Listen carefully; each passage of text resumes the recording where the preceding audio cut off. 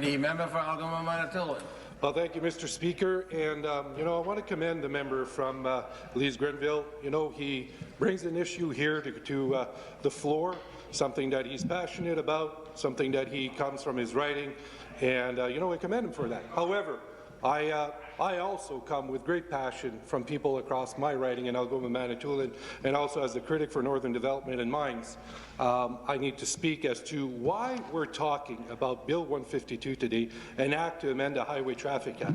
And why is it here today, Mr. Speaker, quite frankly with you, is because of the cuts and all the slash and burning this government has been doing to the public sector and to all sectors across this province. That's why we're talking about this.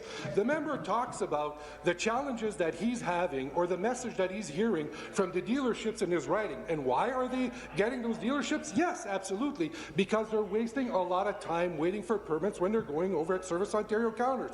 Why are they wasting a lot of time? Because of cuts this government has done, because of services that they have removed, because of hours they have cut, because of services they've taken away from these individuals. Let me back up here a bit, Mr. Speaker, because this is something that I've been talking about for a very long time in this House, because how disconnected this government is with Northern Ontario issues. Not every issue can be fixed with a white paintbrush, as this government does, and as they proceed with. There are things that operate differently in Northern Ontario. There are distances that we have to take into factor. There are travel costs. There are seniors. There are vast distances between our companies. That has to be considered. Now, don't get me wrong. The services and the individuals that work at our Service Ontario counters are, bar none, some of the best individuals that we have working in the public sector. They go each and every day out of their way to assist individuals to making sure that when a license is needed, or that when a permit is needed, or that when an individual who can't come to the Service Ontario office or can't do it within hours, you know what they do, Mr. Speaker? They actually take the time, they take the file, not on paid time. They go out of their way either to meet up with them before the day works to make sure that that permit is done, that that truck can leave that yard with that overload, or that senior who cannot come in is serviced and provided with their service that they need. But guess what? By cutting the hours and reducing the employees that work in these areas, they are having the effects, the negative effects, as to why we have Bill 152 with us here today. That's what's happening. It was clear in the comments that the member from Lees Grenville came up with today. And yes, I've heard from car dealerships in my area as well that they are challenged. They can't close a sale on a Friday afternoon. Oh, why? Well, Service Ontario has cut their hours and they are closed at 2, and in order for me to close a deal at 3 o'clock in the afternoon, I'd have to wait till Monday. But the individual who is in to buy a vehicle is from out of town, so he won't be staying here all weekend for the deal, so I've lost a sale. Those are the challenges that are happening in Northern Ontario. But wait a second, it got even better. In order to provide the Service Ontario kiosk services that they needed in Northern Ontario, the government went out and said, let's privatize some of this.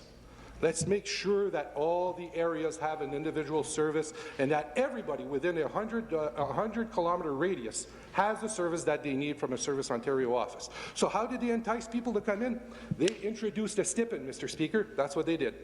They got the individuals to open up Service Ontario kiosks. First, they got them to buy the services that they need. They bought the tools that they need, the technology that they need, and the insurance that they required in order to provide this service. Once they did that, they tied them into a 4-year contract, and then all of a sudden, on the 5th year, you know what? We're going to take away that stipend now. Now you're going to have to work on fees. These are the fees that you're going to have, and you have to survive on those fees. That's how you're going to operate. You took away over 60 to 70% of their annual income is what they were using in order to provide the service to many of the communities. And they said, you know what, too bad, diversify. Wait a second, we're going to provide you with the health card photo ID in order for you to renew the health cards. That will help you out. Well, wait a second. We're also going to give you the ability to use the sticker, and you can go put the sticker on that senior's plate and charge them a fee. Are you kidding me? That's their way that they're going to bring services to Northern Ontario and across this province? Mr. Speaker, there's a problem. There definitely is a problem. But introducing bills like this is not going to solve those problems. The way we're going to solve this problem is by investing into our public sector, recognizing the work that they do, the quality that they do, recognizing that if we are to open up this can of worms, that there are definitely going to be questions in regards to oversight and transparency that we need to deal with. Information is going to be out there for other individuals that do not have the right to have access to that information. There's a problem here, Mr. Speaker. We have the ability to fix it by cutting the budget, cutting their cuts, slashing jobs, slashing amounts, taking away the rightful, experienced individuals that we have in our public sector doing their job is not the way of fixing these types of problems. Thank you.